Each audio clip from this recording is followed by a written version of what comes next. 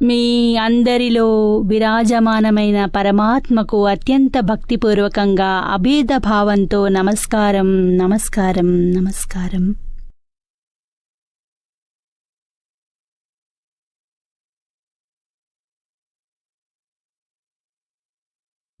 జీవితంలో ఏదైనా సమస్య ఉంటే ఈ సమస్యని ఏ విధంగా పరిష్కరించి దాంతో మన వల్ల ఎవరికీ దుఃఖం కలగకుండా ఉంటుందో, ఇది మన లక్ష్యం. మన సమస్యని పరిష్కరించడానికి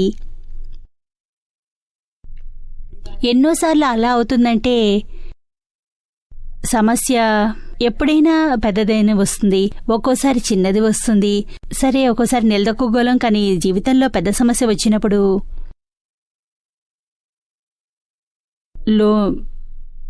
లో నుండి కదిలిపోతాము. ఏ విధంగా దీన్ని ఎదుర్కోవాలి తెలీదు. అప్పుడు మా దగ్గరికి ఎంతోమంది వస్తూ ఉంటారు. సమస్యలతో ఎంతలా కంగారు పడతారంటే చివరికి డిప్రెషన్లోకి వెళ్ళిపోతారు, లేదా ఆత్మహత్య గురించి ఆలోచిస్తారు. ఎంతోమంది మా దగ్గరకు వచ్చి ఆత్మహత్య చేసుకోవాలని నిర్ణయించుకుంటారంటే, ఎక్కడి నుండో మీతో కాంటాక్ట్ అయ్యి మిమ్మల్ని కలిశాము, మాకు మిమ్మల్ని కలిసే ఏదైనా మార్గం దొరుకుతుందేమో అని వచ్చాము. వారికి మార్గం మేము తప్పక చూపిస్తాము. కానీ ఆ మార్గంలో నడిచే మీరు స్వయంగా మీరే అవ్వాలి. నడిచేవారికి తప్పక సమాధానము లభిస్తుంది. చివరికి దుఃఖం నుండి విముక్తి లభిస్తుంది, అనుభవం కూడా అవుతుంది. వారిని 4-5 ఆత్మహత్య కేసులు మా దగ్గరకు వస్తుంటాయి. ఎవరికైనా కాస్త సంప్రదింపు లభిస్తే పని జరుగుతుంది. మేమెప్పుడూ అంటాము, ఆత్మహత్య చేసుకోవాలని ఎవరికైనా అనిపిస్తే మనసు మళ్ళీ మళ్ళీ చెప్తుందో వాళ్ళు కాస్త ధైర్యం ఉంచుకోవాలి. కాస్త సమయాన్ని తోసిపుచ్చి ధైర్యంగా ఉండి మా దగ్గరికి వచ్చేయండి. ఒకసారి నన్ను కలవండి. ఇంకా మా దగ్గర అన్ని విషయాలు చెప్పేయండి. ఇక ఆ తర్వాత చూడండి, చీకటి నుండి వెలుగు కనిపిస్తుంది, కొత్త కాంతి దొరుకుతుంది.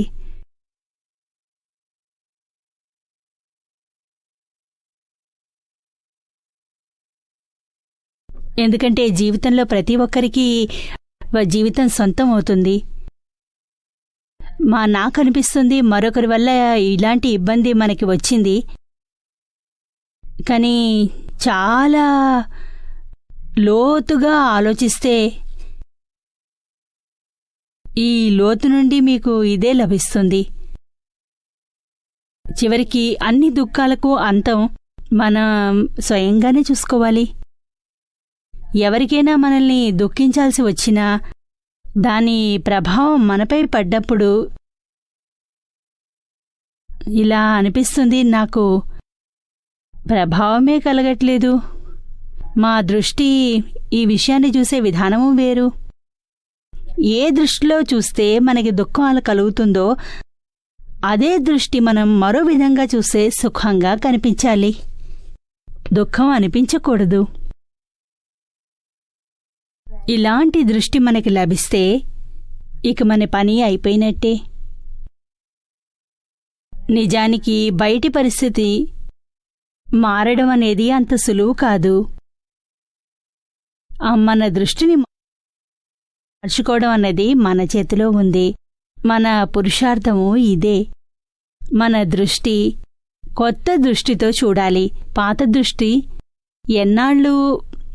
ఎన్ని ఏళ్ళు, చివరికి జన్మజన్మల నుండి ఇదే దృష్టితో చూస్తున్నాము. కొత్త దృష్టితో చూస్తే బహుశా ఈ దుఃఖం యొక్క కొండ మన తలపై విరిగింది, అది పువ్వులాగా అనిపిస్తుంది.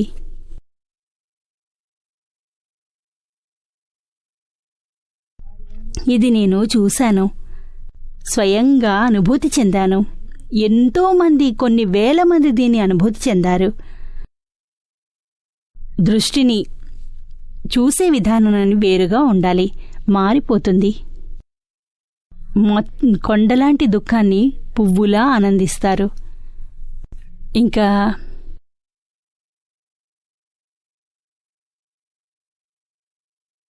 ఇంతే కాదు, మా దగ్గరికి ఒక సోదరుడు వచ్చేవాడు, ఇప్పుడు వస్తూనే ఉండేవాడు. ఎంతో కాలం, 3-4 నెలల నుండి వస్తున్నాడు. ఓసారి నాతో అన్నాడు, అందరి ఎదురుగాను, సభలోనే అడిగాడు, మాకు 7 ఏళ్ల నుండి నాకు చాలా డిప్రెషన్లో ఉన్నాను, మందులు తిని తిని బాధపడుతున్నాను. డాక్టర్లు మందులు నాకు ఎంతలా అలసిపోయానంటే నా అనారోగ్యంలో ఎలాంటి తేడానూ కనిపించడం లేదు. ఉన్నట్టుండి ఇదే మీ విషయాల్ని వింటూ వింటూ మీ పుస్తకాలను చదువుతూ ఉంటే నాకు చాలా అందమైన సొల్యూషన్ ఒకటి దొరికింది. అందులో చెప్పారు, మీరు స్వయంగా అనంత శక్తి గలవారు. ఎక్కడ చూస్తే అక్కడ మీరు మీ శక్తిని పెంచుకోగలరు, డెవలప్ చేసుకోవచ్చు. మరి మీరు మీ లోపల ఇంత శక్తి ఉంది, ఈ శక్తుల్ని ప్రకటించుకోగలరు. దీనికి బదులుగా నేను చాతకాని వాణ్ణి, నేనేం చేయలేకపోతున్నాను, నాలో శక్తి లేదు, ఈ శక్తే లేదు, నేను దీనికంటే నేను చావడం మేలు, ఏదైనా చెయ్యాలి. ఇలా నెగటివ్ థాట్స్ వస్తూ ఉంటాయి, డిప్రెషన్ థాట్స్ వస్తూ ఉంటాయి. ఇలా డిప్రెషన్లోకి వెళ్ళిపోతారు. దానికి బదులుగా నేను అనంత శక్తి గలవాణ్ణి, నాలో అనంత శక్తి, పాజిటివ్ థింకింగ్, పాజిటివ్నెస్ మీ లోపల ఉంచుకుని 1 గంట తీవ్రంగా ఈ పాజిటివ్ సెన్స్ని ఉంచుకుని లోపలే ఏ నెగటివ్ని రానియకుండా, ఇది కేవలం ఆలోచనలు, ఇప్పుడు రావచ్చు, కొంతకాలం తర్వాత ఈ ఆలోచనల పరంగా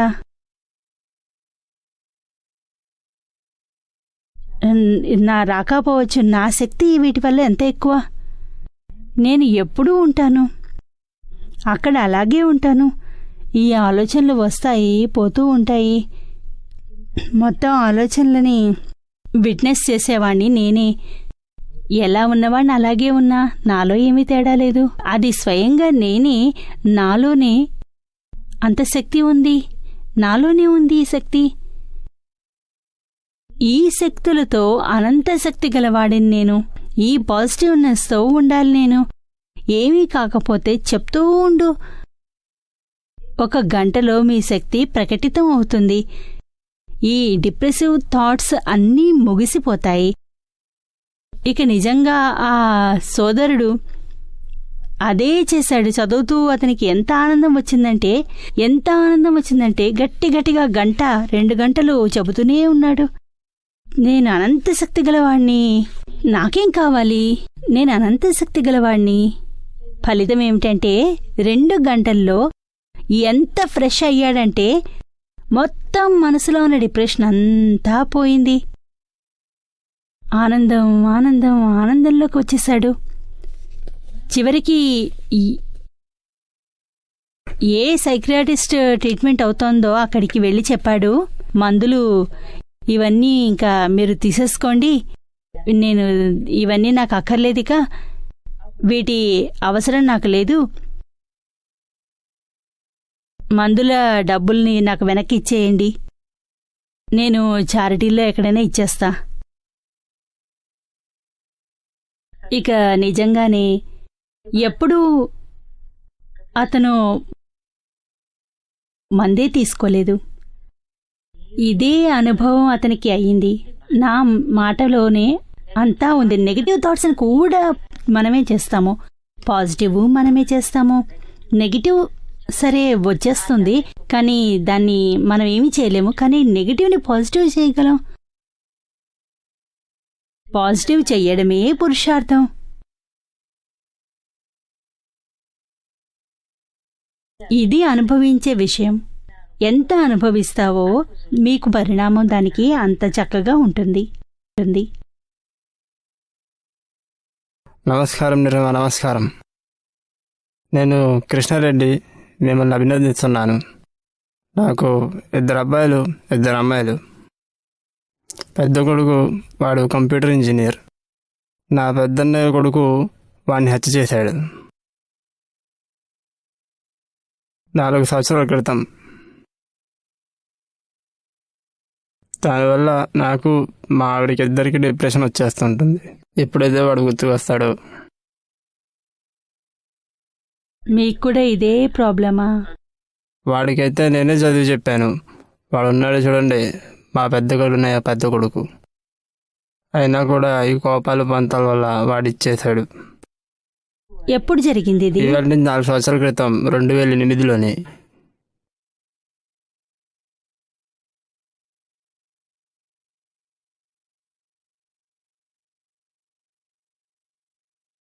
అబ్బాయి స్వయంగా చేసుకున్నాడా? వాడి పెళ్ళైన తర్వాత 2 నెలల తర్వాత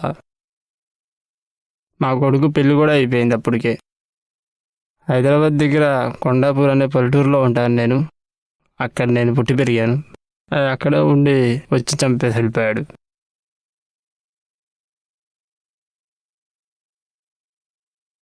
ప్రాబ్లం ఏమిటి? ఎవరికి? అది కోపాల పందాల వల్ల. అనుమానం వచ్చింది వాళ్ళ ఆవిడ్ని మేము అనుమానించాలని. ఆడికి, నా కొడుక్కి. వాడైతే చిన్నోడు, 20 సంవత్సరాలు ఆడికి. వాడేమో పెద్ద కొడుకు, 35 సంవత్సరాలు ఆడికి. కానీ ఇప్పుడు జరిగిపోయింది, అది జరిగిపోయింది. ఇప్పుడు అది కాకుండా చేయడం అనేది ఏమీ లేదు. మీరు దాని వెనకాల ఎందుకు దుఃఖిస్తున్నారు? డిప్రెషన్లోకి వెళ్ళకండి. దానివల్ల లాభం ఏమైనా ఉందా? పైగా లాస్ అయ్యింది. పైగా మీరు ఇంకొంత లాస్ చేస్తున్నారు. ఎంత ఎక్కువగా వారి లాస్ పూర్తయింది, సుఖం మొదలైంది, ఇప్పుడు మీది మొదలైంది. అంచనా ఎప్పుడు పూర్తవుతుందో అంచనా వేయగలరా? జాగ్రత్తగా ఉండండి. కాస్త మంచి ఆలోచనలని పాటించండి. ఏది జరిగిపోయిందో జరిగిపోయింది. ఇప్పుడు దానివల్ల ఎలాంటి తేడా రానే రాదు. ఏ ఉపాయమూ లేదు. దానికోసం మనం ఎందుకు దుఃఖించాలి? అందరినీ దుఃఖింపజేయాలి? ఇంకా డిప్రెషన్లోకి వెళ్ళి మొత్తం జీవితంలో మందులు వేసుకోవడం. డాక్టర్ మందులు తిని తిని మనం బాధపడము, ఇంట్లో వాళ్ళని బాధ పెట్టడము. ఓ రోజు ఎలా వస్తుందంటే పిచ్చితనం కూడా వస్తుంది. ఇక మిమ్మల్ని పట్టుకోవడమే చాలా కష్టమైపోతుంది. చివరికి జీవితం మొత్తం అంతా పాడైపోతుంది. మీ జీవితంలో చేతిలో ఏమీ లేనప్పుడు జరిగింది జరిగిపోయింది. దాన్ని ఏమి చేయలేరు. అతనికి అంతం వచ్చింది. జరిగి 4 ఏళ్ళు అయిపోయింది. అయినా కూడా దాన్నే పట్టుకుని కూర్చుంటున్నారు. నిజానికి ఏది జరిగినా జరుగుతుందో 1 సెకండ్ తర్వాత భూతకాలం అయిపోతుంది. అది వెనక్కి ఎప్పటికీ రాదు, ఎప్పుడూ రాదు. 1 సెకండ్ జరిగిపోయాక ఆ సెకండ్ వెనక్కి ఎప్పుడైనా రాదు. ఇక 4 ఏళ్ల క్రితం విషయం ఎలా వస్తుంది? అందులో తేడా ఏ విధంగా వస్తుంది? మరి సుఖంగా ఉండాలనుకుంటే 4 భూతకాలాల్ని వదిలేసేయడమే. భవిష్యత్తును ఆలోచించు, వర్తమానంలో ఉండు. అందరూ పెద్దవారు, జ్ఞానులు, చాలా పెద్ద పెద్దవాళ్ళు చెప్పేది సుఖంగా ఉండాలని. వర్తమానంలోనే ఉండాలి. భూతకాలాన్ని మర్చిపోవాలి. మేమంతా ఎంత మూర్ఖులం అంటే భూతకాలాన్ని వర్తమానంలోకి తీసుకువచ్చి మల్టిప్లై చేసి చేసి చేసి చేసి దుఃఖితులం అవుతున్నాము. అయిందేదో అయిపోయింది. ఎక్కడ ఉందో అక్కడ ప్రార్థన చెయ్యి, సుఖశాంతులతో ఉండు. ఇంకేంటి? దీని మించి ఇంకేం చేయగలరు? ఏమీ చేయలేరు. సంతోషాన్ని పాడు చేసుకుంటున్నారు, ఇతరులది పాడు చేస్తున్నారు. ఇందులోనే మీకు శాంతి ఉంది. బాగుపడండి. గడిచిపోయింది మర్చిపోండి. ఇక గుర్తుంటే దానికోసం ప్రార్థించండి. ఇంకేమిటి? నాకు నా మాట కొద్దిగా ఏదైనా మీకు తెలుస్తుందా? లేదా నువ్వే పాడైపోతావు, పక్క వాళ్ళని నువ్వు పాడు చేస్తావు. గుర్తు వచ్చినప్పుడు డిప్రెషన్ వచ్చేస్తూ ఉంటుంది ఆడి మీద నాకు. మరి ఫోటో చూసినప్పుడు కూడా గుర్తొచ్చేస్తూ ఉంటుంది. మా ఆవిడకైతే ఇంకా ఎక్కువ గుర్తుకొస్తాడు. ఇద్దరూ మీరు ఆమెకి మీరే సర్ది చెప్పాలి, మీరే ఆమెను ఓదార్చాలి, మీకు ధైర్యం చెప్పాలి, ఆమెకి ధైర్యం చెప్పి మీరు ఆమె పక్కన నిలబడాలి. ఇక మీరే డిప్రెషన్లోకి వెళ్తే పాప ఆమె పరిస్థితి ఏమిటి? చివరికి ఆమె స్త్రీ జాతి. మీరు తెలివైనవారు, ఆమెది తల్లి మనసు కొవ్వొత్తిలా ఉంటుంది. మీరు బాగు చెయ్యాలే.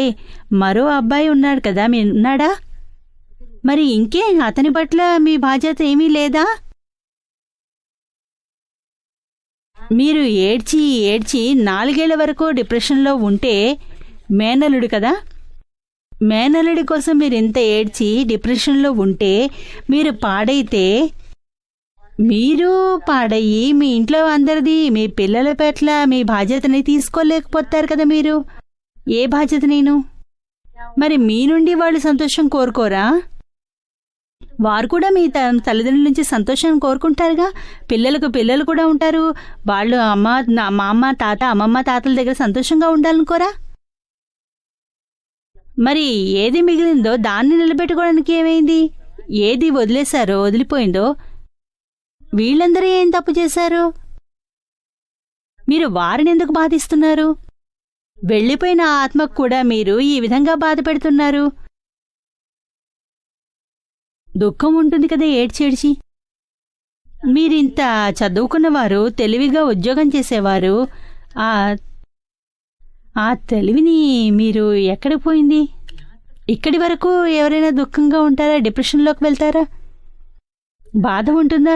దుఃఖం ఉంటుందా? దాని లిమిట్ ఒకటి ఉంటుంది. ప్రభావం ఇంత ఉండకూడదు. మనకి బాధ కలిగేలాగా, ఇతరులకు కూడా బాధ కలిగేలాగా, మెంటల్లీ డిప్రెషన్లోకి వెళ్ళిపోయేలా. ఎంతోమంది దుఃఖంలో ఉండి చనిపోయిన సత్యం బాధల్లో ఏడ్చేడ్చి ఉంటారు. గోడలపై తలని పగలగొట్టుకుంటారు, నేలపై తలని పగలగొట్టుకుంటారు.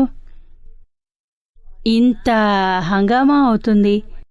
ఇవన్నీ చేశాక ఫలితమేముంది? డాక్టర్ని పిలవాలి, తలనొప్పికి మందు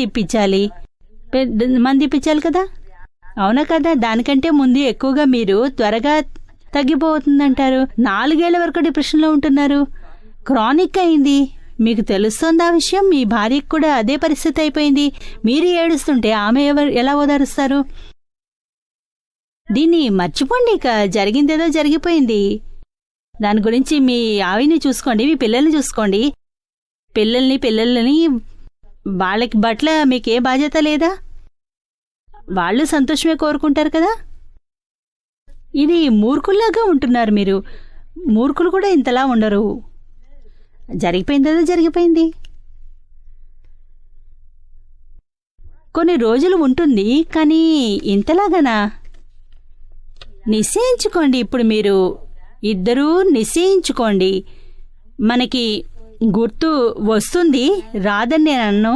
వస్తే వాడి ఆత్మ ప్రార్థిద్దాం, ఎక్కడ ఉన్నా సుఖంగా ఉండాలని. నేను ఆనందంగా ఉంటాను, మరెవరికి దుఃఖం ఉండదు. ఇందులో నుండి కాస్త పురుషార్థం చేద్దాం. ఈ డిప్రెషన్ నుండి బయటికి పడాలి. మీ భార్యని బయటికి తీయండి, మీ ఇద్దరు బయట రండి. లేకుంటే జీవితాన్ని ఈ పిల్లలే మిమ్మల్ని తరిమేస్తారు పిచ్చిగా ప్రవర్తిస్తే. తెలిసిందా? ఇంత పాడవలేదు, ఇంకా నిలదొక్కోండి. మంచి జరుగుతుంది. ఇక్కడికి వస్తూ ఉండండి. ఇంకేదైనా బాధ ఉంటే అడగండి, జవాబు దొరుకుతుంది. నమస్కారం నీరుమా. నేను మొదటిసారి వచ్చాను. మీ ప్రోగ్రాం చూస్తాను టీవీలో, దూరదర్శన్లో. 1 ఏడాది నుండి చూస్తున్నాను. నాకు చాలా బాగుంటుంది. నాకేంటంటే భయం ఉంది చావు అంటే. ఇక పక్కింటి వాళ్ళు ఎవరైనా చనిపోతే నాకు భయం వేస్తుంది. లోపల భయంతో ఉంటాను. ఇలా ఎందుకు అవుతుంది? నేను టెన్షన్ ఎక్కువ తీసుకుంటాను. ఎవరైనా నన్ను ఏదైనా అంటే ఓర్చుకోలేను. ఎవరికైనా ఏదైనా చేయాలంటే నేను ఓర్చుకోలేను అనమాట. ఇది మీలోనే ఉంది. ఇందులో నుండి బయటపడాలా? నేనేం చేయాలి? భయం దేనికి? ఏ విషయంలో భయం వస్తుందో? చస్తే ఏమైంది? భూతమే వస్తుంది. నాకు అలాగే అనిపిస్తుంది. ఎవరైనా వచ్చి నా వెంట పడతారేమో అని. ఎప్పుడైనా సరే ఎవరైనా అలా వచ్చారా? లేదు, ఎవరు రాలేదు. అలాగా మరి ఊరికే భయపడుతున్నావు. ఎవరు రాకపోతే ఈ విషయం ప్రూఫ్ కాకపోతే అయింది కదా. మరి పోయిన వారు ఎవరు రారని భయపడాల్సిన అవసరం ఏముంది? ఇంకా లోపల నుండి అలా భయం ఉంటుంది మరి నాకు. కానీ నేను చెబుతున్నాను కదా, ఆ మాటని విను. భయాన్ని వదిలేసాయి. ఈ రోజు వరకు ఎవరు రాలేదు, చనిపోయిన వారు రాలేదు. మరి ఇప్పుడు ఎవరు దొరుకుతారు నీకు? ఇక మీకెందుకు భూతం అంటే భయం? వస్తే గిస్తే ఆ భూతానికే మీరంటే భయం పుట్టాలి. ఎవరూ లేరు అలాంటిది మిమ్మల్ని భయపెట్టేవారు. రాత్రి భయం వేస్తుంది. రాత్రి అయితే చాలు, ఇంకా చాలా భయంగా ఉంటుంది. రోజు కూడా అలాగే ఉంటుంది నాకు. మరి నిద్ర మాత్రం వేసుకుని ఏమన్నా పడుకుంటావా రాత్రి? అలాగే చదువు పడుకుంటాను. మరి హాయిగా త్వరగా పడుకో. అలాగే అనుకునే పడుకుంటాను. దేవుణ్ణి తలుచుకో. దేవుణ్ణే తలుచుకుంటాను. ఎవరిపై శ్రద్ధ ఉందో వారిపై ప్రార్థిస్తే ధైర్యంగా ఉంటుంది. నాకు దాదా భగవాన్ పైన ఎక్కువ శ్రద్ధ ఉంది. ఆయన్నే తలుచుకో. ఇంకా ఇలా ఏమీ జరగదు. గ్యారంటీగా నేను చెప్తున్నాను. ఏ భూత ప్రేతం నీకు దగ్గరగా రాదు. మీ దగ్గరకు వస్తే అది భయపడి పారిపోతుంది.